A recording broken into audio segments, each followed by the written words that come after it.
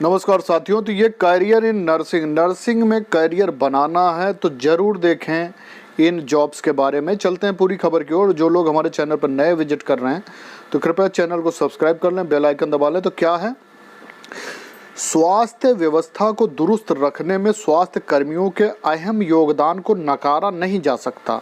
अगर आप 10+2 साइंस से हैं तो आज के समय में नर्सिंग आपके लिए एक बेहतरीन करियर विकल्प है। स्वास्थ्य के क्षेत्र में लोकप्रिय व्यवसायों की सूची में नर्सिंग हमेशा सबसे ऊपर रहा है। इसका एक मुख्य कारण इस क्षेत्र में कम लागत और नौकरी के विशाल अवसर हैं। अगर आप नर्सिंग करना चाहते हो तो ये लेख आपके लिए है। नर्सिंग कोर्स में दाखिला लेने के लिए हम आपको इस फील्ड के स्कोप और सैलरी से जुड़ी तमाम जानकारी बताने जा रहे हैं कि नर्सिंग में करियर के लिए कौन सी डिग्री जरूरी है। सबसे महत्वपूर्ण बात यह है कि कॉलेज चुनते समय इस बात का जरूर ध्यान रखें कि कॉलेज इंडियन नर्सिंग काउंसिल यानी कि NIC द्वारा INC द्वारा प्रमाणित हो। नर्सिंग में करियर के लिए विभिन्न स्तरों पर उपलब्ध पाठ्यक्रम को चुना जा सकता है। इन पाठ्यक्रमों के लिए न्यूनतम योग्यता 10+2 है। कुछ कॉलेजों में प्रवेश के लिए प्रवेश परीक्षा भी आयोजित की जाती है। वहीं कुछ कॉलेज ऐसे भी हैं जो 10+2 फाइनल मार्क्स के आधार पर एडमिशन देते हैं। नर्सिंग कोर्स की फीस कॉलेजों पर निर्भर करती है। हालांकि सरकारी कॉलेजों की फीस आमतौर पर अन्य कॉलेजों की तुलना में कम होती है।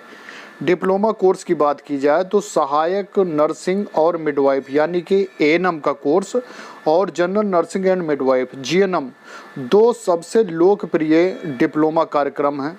और इनमें कौन आवेदन कर सकता है? ANM में नामांकन करने के लिए उम्मीदवार को 10+2 पूरा करना होगा। वहीं कुछ कॉलेज GNM में प्रवेश के लिए प्रवेश परीक्षा भी आयोजित करते हैं। सामान्य तौर पर अगर आपने 10+2 में फिजिक्स, बायोलॉजी और केमिस्ट्री की पढ़ाई की है तो आप इसमें दाखिला ले सकते हैं, बशर्ते आपने अंतिम परीक्षा में कम से कम 40% अंक प्राप्त किए हों। स्नातक पाठ्यक्रम अगर आप इससे डिग्री करना चाहते हैं तो नर्सिंग में विज्ञान होना चाहिए। BSc नर्सिंग करने के लिए आपको विज्ञान होना ज़रूरी है, तो आप BSc इन नर्सिंग कर सकते हैं। और नर्सिंग में अगर पोस्ट बेसिक BSc करनी है तो उसके लिए आपको GNM हो, अगर आपने GNM कर रखा है तो आप नर्सिंग में पोस्ट बेसिक BSc कर सकते हैं। और इंटर के बाद अगर आप BSc नर्सिंग करना चाहते हैं तो आपके पास साइंस हो, आप BSc नर्सिंग कर सकते हैं। कौन आवेदन कर सकता है? BSc बेसिक कोर्स में केवल वही छात्र दाखिला ले सकते हैं जिन्होंने 10+2 में फिजिक्स, बायोलॉजी और केमिस्ट्री की पढ़ाई की हो और फाइनल में कम से कम 45% हासिल किया हो। छात्र BSc पोस्ट बेसिक के 2 साल के रेगुलर कोर्स या डिस्टेंस कोर्स में से कोई भी कोर्स चुन सकते हैं, बशर्ते कि BSc पोस्ट बेसिक में नामांकन के लिए GNM योग्यता के साथ 10+2 होना आवश्यक है। वहीं BSc डिस्टेंस में नामांकन के लिए 10+2 GNM के साथ 2 साल का अनुभव होना आवश्यक है। अगर आप डिस्टेंस से करना चाहते हैं जैसे इग्नू या और कहीं से। इच्छुक छात्र इंडियन आर्म फोर्स में BSc के लिए आवेदन कर सकते हैं। आप कार्यक्रम भी चुन सकते हैं। इस कार्यक्रम में केवल महिला उम्मीदवार ही नामांकन कर सकती हैं, बशर्ते कि जिन्होंने 10+2 में फिजिक्स, बायोलॉजी और केमिस्ट्री की पढ़ाई की हो और फाइनल में कम से कम 45% हासिल किया हो। प्रवेश मिलिट्री नर्सिंग सर्विस यानी कि MNS द्वारा आयोजित प्रवेश परीक्षा के आधार पर होता है। स्नातक यानी कि पोस्ट ग्रेजुएट की बात की जाए तो नर्सिंग में आप मास्टर ऑफ साइंस यानी कि MSc भी कर सकती हैं। MSc मेडिकल सर्जिकल भी कर सकती है। कौन इनके लिए आवेदन कर सकता है?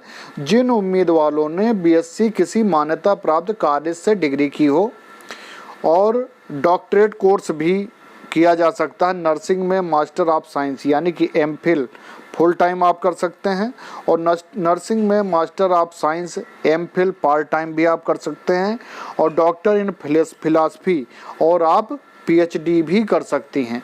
तो इनके लिए कौन आवेदन कर सकता है? डायरेक्टरेट की डिग्री में दाखिला लेने के लिए आपके पास संबंधित क्षेत्र में मास्टर डिग्री होनी चाहिए। अब जानते हैं उन नर्सिंग कार्यक्रमों के बारे में जिन्हें सबसे ज़्यादा छात्र चुनते हैं। आप अपनी रुचि के आधार पर अन्य पाठ्यक्रम भी चुन सकते हैं।